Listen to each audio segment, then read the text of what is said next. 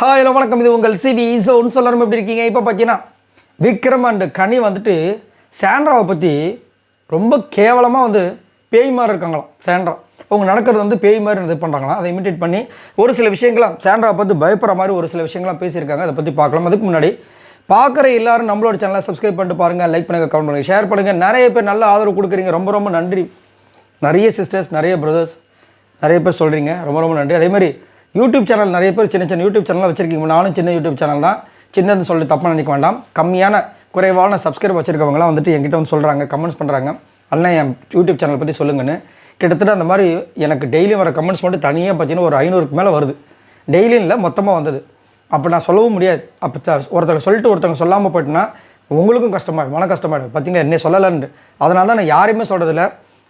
Even எங்கள் அம்மாவோட channel இது வரைக்கும் நான் சொன்னதில்லை. அம்மாவும் சேனல் வச்சுருக்காங்க. ஆனால் ஒரே ஒரு வாட்டி கமெண்ட்ஸில் மட்டும் சொல்லியிருந்தேன். அதே மாதிரி நான் சொன்னவங்களுக்கும் கமெண்ட்ஸ்லேயே நான் உங்களுக்கு சப்ஸ்கிரைப் பண்ணிட்டேன்னு போட்டிருக்கேன். ஸோ அதனால் தப்பாக நினச்சிக்க வேண்டாம் தயவு செஞ்சு. ஏன்னா நீங்கள் கஷ்டப்படுங்க, எனக்கும் கஷ்டமாயிடும். ஏன்னா நானும் ஒரு காலத்தில் இந்த மாதிரி புலம்புன ஒரு ஆள் தான். சரி, இப்போ பார்த்தீங்கன்னா கனியும் விக்ரமும் ஒரு சில விஷயங்கள் பேசுகிறாங்க. அதை பார்க்கும்போது அவ்வளோ காண்டாவது, பயப்படுறாங்க, மெயினாக பயப்படுறாங்க. ஏன்னா 2 நாளாக பார்த்தீங்கன்னா டாக் சாண்ட்ரா பற்றி மட்டுமே இந்த வீட்டுக்குள்ளே போகுது.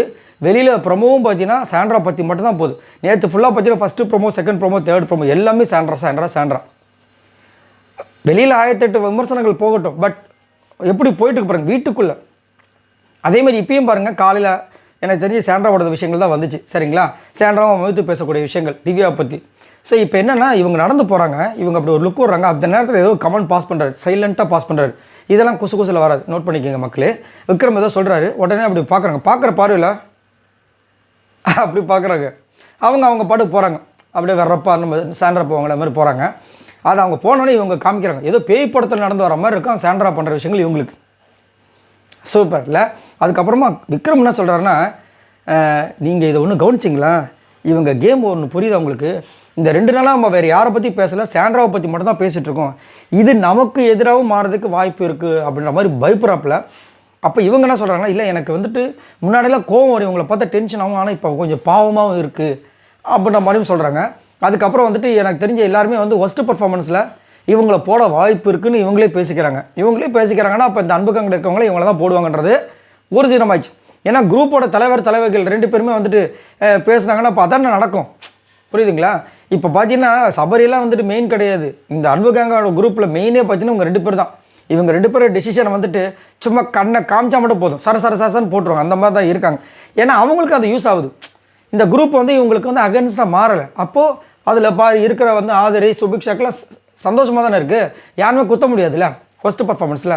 ஸோ அதுதான் இங்கே விஷயம்.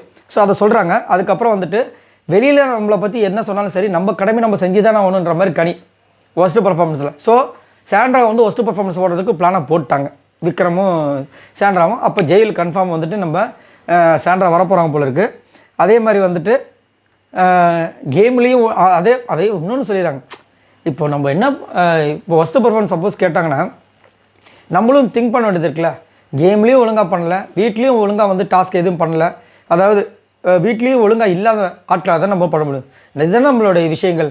இதை வெளியில் தப்பாக நினச்சாலும் நம்ம என்ன பண்ண முடியுன்ற மாதிரி அப்படி பூசி மொழிகி நம்மளை ஏமாத்துறாங்களாமா.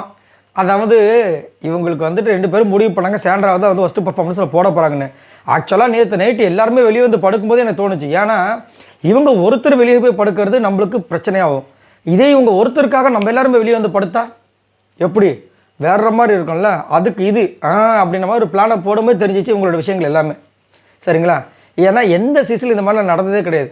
ஒரு ஜாலியாக இருக்கிறதுக்காக வெளியே பேசிட்டு உள்ளே போய் படுக்கலாம், சிம்பிள் சொல்யூஷன். ஆனால் இதை பெருசாக ஆக்கிறதுக்காக பிளானை போட்டு வெளியே எல்லாரும் படுக்கிறாங்க சாண்ட்ராக்கு எதிராக. இதை நிறைய பேர் இன்னமும் அப்படியே நான் என்ன சொல்கிறேன்னா, சாண்ட்ரா ஆமாம் கொஞ்சம் எமோஷனல் கேம் விளாட்றாங்க, மாற்றுக்கிறதே கிடையாது. ஆனால் அதுக்கு இவங்க பண்ணுற கேம் எப்படி இருக்குது? சரி, இதை பற்றி உங்களோட கருத்துக்களை சொல்லுங்கள். பாய் நண்பர்கள்.